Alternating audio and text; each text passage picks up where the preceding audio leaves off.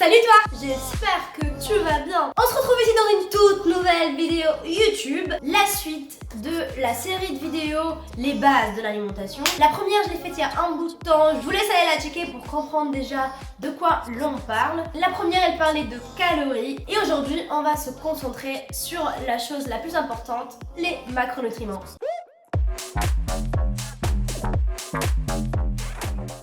Comment la vidéo va se dérouler? En gros, en premier on va parler de qu'est-ce que c'est les macronutriments, en deuxième leurs intérêts et les carences, et puis on va se concentrer sur chacun d'entre eux, parce qu'il y en a plusieurs des macronutriments, vous allez voir, dans quels aliments les trouver, et ensuite comment les calculer et les exceptions à connaître. C'est parti! Les macronutriments, quand le nom le dit, ce sont les nutriments dont notre corps a besoin en grosse quantité. Et ils sont constitués de glucides, lipides et protéines. En gros, ce sont le carburant pour notre corps. Ils fournissent donc l'énergie indispensable pour le bon fonctionnement de notre organisme. Et ces fonctions vitales, type respirer, marcher, réfléchir et plein d'autres fonctions qu'on verra plus tard.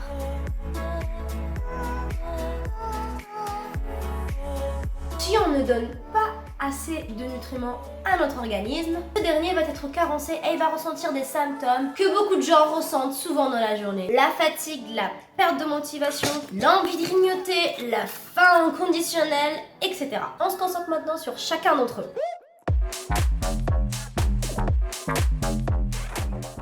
Les glucides, ce sont les fournisseurs d'énergie pour le cerveau et pour les activités physiques de notre corps. Manger des glucides est donc important pour rester concentré tout au long de la journée ou pour des petites activités physiques. Ça dépend de quel type de glucides tu manges et on va en parler tout de suite. On a ce qu'on appelle les glucides simples, les fruits, le lait, le sucre et les produits sucrés. Ensuite on a les glucides complexes, ce sont les produits céréaliers, de préférence complet. Et ensuite on a les légumineuses. Les fibres sont aussi des glucides, mais notre corps ne réussit pas à les synthétiser.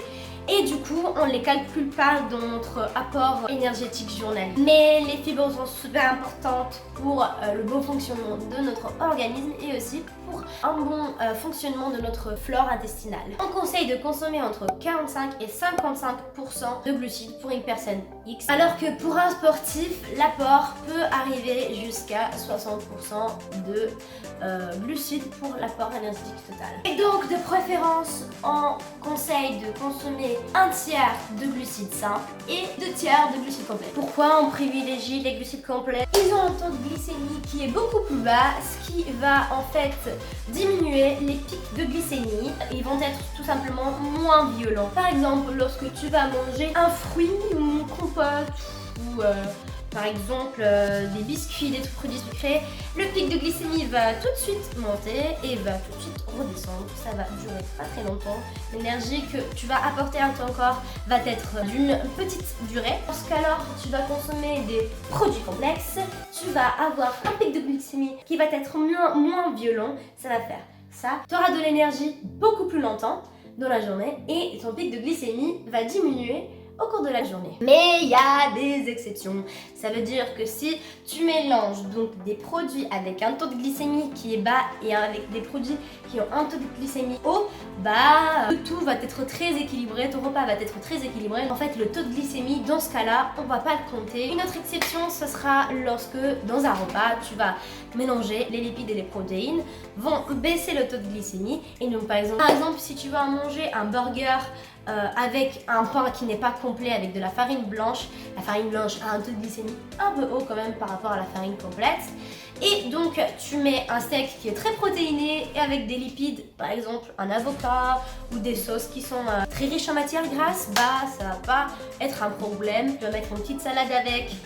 La salade est composée de beaucoup de fibres, les fibres aussi diminuent le taux de glycémie et donc c'est parfait, t'as un repas équilibré et ton pic de glycémie va pas être très violent. Ce qu'on conseille généralement, c'est que lorsque tu vas commencer à faire l'activité physique très importante, on conseille de manger du coup des glucides simples avant, durant et après ton entraînement, comme ça tu auras de l'énergie tout au long de ta séance de sport. Donc quels aliments du coup on va trouver? Par exemple les glucides simples et les glucides complexes. On conseille du coup généralement de consommer des glucides complexes. On va les trouver dans les légumineuses, donc haricots rouges, haricots blancs, pois chiches, lentilles, céréales comme flocons d'avoine, comme la farine complète, des graines comme des graines de courge, des graines de chia, et par exemple de la patate douce au lieu de la patate, de la pomme de terre normale quoi. Dans les glucides simples, on l'a déjà dit, on retrouve les produits sucrés, on retrouve les sirops, le miel, tous les sucres raffinés,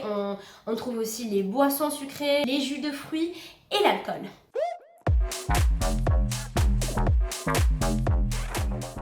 Les protéines sont constituées de chaînes d'acides aminés. On en retrouve 20 des acides aminés, dont 9 sont essentiels pour le corps, c'est-à-dire qu'ils ne peuvent pas les synthétiser tout seuls. Les autres, notre corps en fait, il peut les synthétiser tranquillement. Les protéines ont des milliards de rôles. Ils ont un rôle enzymatique, un rôle structural, un rôle de le mouvement, un rôle de le contrôle du corps, un rôle de le transport de certaines molécules, un rôle de la défense immunitaire, de la coagulation et de la reconnaissance, mais aussi dans le stockage. Souvent, quand on parle de protéines, on pense que les protéines vont juste faire construire du muscle par exemple, mais en fait, ce n'est pas que ça. Les protéines, c'est super important pour le bon fonctionnement de notre corps, pour être en bonne santé. T'as vu combien de rôles peut avoir une protéine ?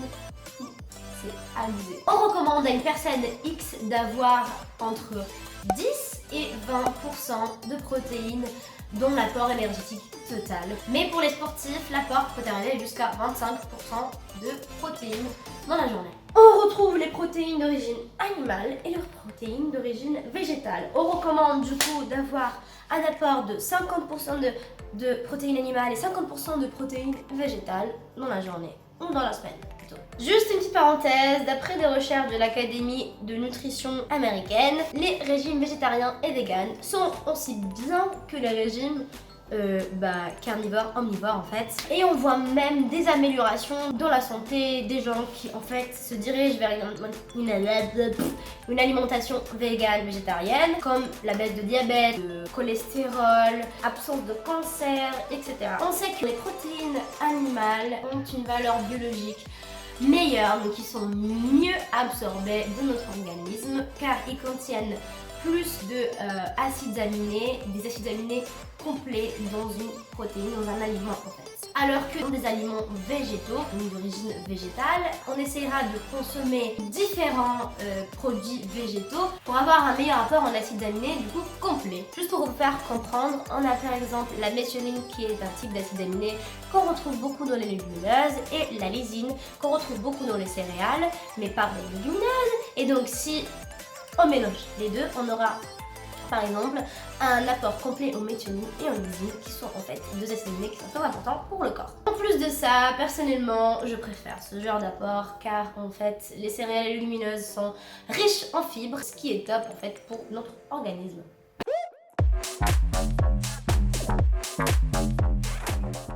Les lipides, en gros, c'est le gras qu'on mange et ils ne sont absolument pas à bannir de notre alimentation. Stop aux idées reçues. Ils sont composés de plusieurs acides gras. En fonction du nombre de carbone et des liaisons, on peut les distinguer en acides gras saturés, acides gras monoinsaturés, polyinsaturés et acides gras trans. C'est quoi en gros la différence de tous ces acides gras? En gros, il y aura des acides gras qu'on devra plus consommer que d'autres, mais pas les bannir. Tous les acides gras sont des bons acides gras, sauf les acides gras trans, parce qu'ils sont industriels, ils sont transformés par l'homme. Les lipides, ils ont aussi un rôle super important dans notre corps. Ils ont un rôle de réserve d'énergie. Ils vont avoir aussi un rôle dans la régulation de la glycémie. Donc ça, on en avait déjà parlé avant. On avait dit que les lipides et les protéines vont baisser le taux de glycémie. Ils ont aussi un rôle structural. Ils font partie en fait de presque toutes les cellules de notre corps. Et en fait, on va les trouver dans la membrane cellulaire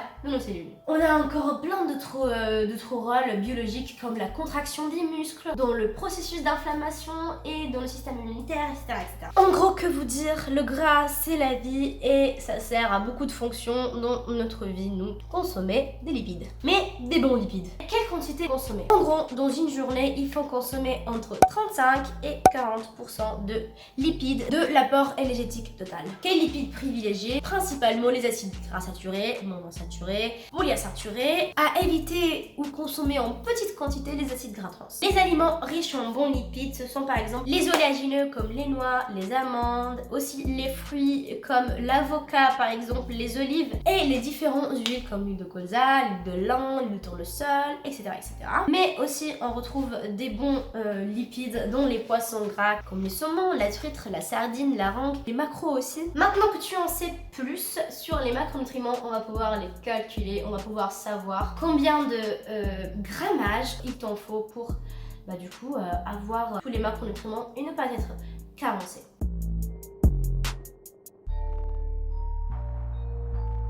On commence par calculer les protéines. À titre indicatif, pour une personne qui a une activité physique régulière, il est conseillé de consommer entre 1,5 et 2 grammes de protéines par kilo de poids de corps. Donc par exemple si tu fais 60 kg, tu vas juste multiplier 2 grammes fois 60 kg et tu vas avoir les protéines en grammes. On prend par exemple une personne qui fait 60 kg et son apport énergétique total est de 2000 calories. Si tu sais pas quel est ton apport énergétique total, je te conseille d'aller voir la vidéo que je t'ai dit au début de l'année, c'est au début de la vidéo, c'est la première partie de cette série de vidéos d'alimentation, de nutrition. Tu vas calculer d'abord ton apport énergétique total et ensuite tu devras calculer les protéines, les glucides et les lipides. On va multiplier du coup 60 kg par 2 et ça va faire 120 grammes de protéines par jour. Si on veut aller plus loin pour savoir du coup combien de calories valent 120 grammes par jour, on sait en fait que 1 gramme de protéines vaut 4 kilocalories. Donc on va juste multiplier 120 grammes fois 4 calories qui nous fait du coup 480 kilocalories. Pour les lipides, c'est un petit peu moins. On conseille d'avoir 1 gramme de lipides par kilo poids de corps. Donc tout simplement, vous allez juste multiplier, si vous voulez vraiment multiplier, 1 gramme fois 60 kilos. Là, on a l'exemple de 60 kilos. Donc vous allez juste avoir 60 grammes de lipides par jour. Pour du coup savoir combien de kilocalories valent ces 60 grammes, on va multiplier 60 grammes par 9 kilocalories parce qu'on sait que 1 gramme de lipides vaut 9 kilocalories. Donc 60 fois 9, ça vaut 540 kilocalories par jour. Bien évidemment, tous ces calculs, je les ai faits avant, je ne suis pas super forte en maths. Pour les glucides, c'est tout bête. Vu qu'on a calculé aussi les kilocalories des protéines et des lipides, on va juste additionner les kilocalories des lipides et les kilocalories des protéines, comme on a dit, moins les calories qu'elle consomme. Donc la personne X, 2000 calories comme on avait dit. Et on va trouver en fait 980 kilocalories par jour de glucides. On aura donc 980 kilocalories provenant des glucides, sachant qu'un gramme de glucides vaut 4 kilocalories. On divise du coup juste 980 par 4 kilocalories qui va nous donner 245 grammes. Et du coup la personne X va consommer 245 grammes de glucides par jour. Certaines personnes auront donc besoin de plus de protéines par exemple.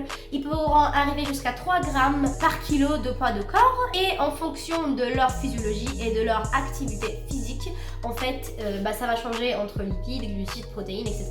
Je vous conseille de jouer avec du coup les grammages de glucides et les lipides, les protéines si vous êtes un sportif et si vous voulez construire du muscle ou laisser votre muscle comme il est. Ne baissez jamais les protéines, jamais, mais jouez entre les glucides et les lipides, désolé. Par exemple, il y a certaines personnes qui pour avoir plus d'énergie vont consommer plus de glucides et certaines autres personnes qui vont consommer plus de lipides par rapport aux glucides. Personnellement, je sais que lorsque je vais faire un effort très important, je vais consommer plus de glucides dans la journée et lorsque du coup je vais pas faire de gros efforts dans la journée, je vais consommer plus de lipides. On va pas aller trop loin parce que sinon je pourrais parler pendant 20 minutes non-stop. Dites-moi si vous voulez plus de vidéos de ce genre où je parle un petit peu de nutrition, d'alimentation, où je pourrais vous donner des astuces que j'utilise. Parce que je vous assure, j'ai fait beaucoup de fautes, beaucoup d'erreurs lorsque j'essayais d'apprendre à bien manger. J'ai fait des régimes, j'ai fait des trucs qui en fait n'étaient pas très bien pour mon corps et si vous voulez, je vous en parlerai dans d'autres vidéos. N'oubliez pas de me suivre sur Instagram, je mets plein de stories tous les jours où je parle de ma vie quoi. Et je donne aussi des astuces dans la nutrition. Je mets beaucoup de vidéos par rapport au sport, etc. Enfin bref, vous avez compris, Instagram, c'est mon deuxième réseau le plus utilisé par mois. Si t'as pas compris quelque chose que j'ai dit dans cette vidéo, n'hésite pas, surtout pas à m'envoyer un message privé sur Instagram, je réponds presque tout le temps. Si vous voulez soutenir aussi ma chaîne, n'hésite pas à mettre un pouce bleu en bas de la vidéo. Et du coup, si t'es pas encore abonné, t'attends quoi? Sur ce, je vous fais un gros bisou et on se voit à la prochaine vidéo. Ciao!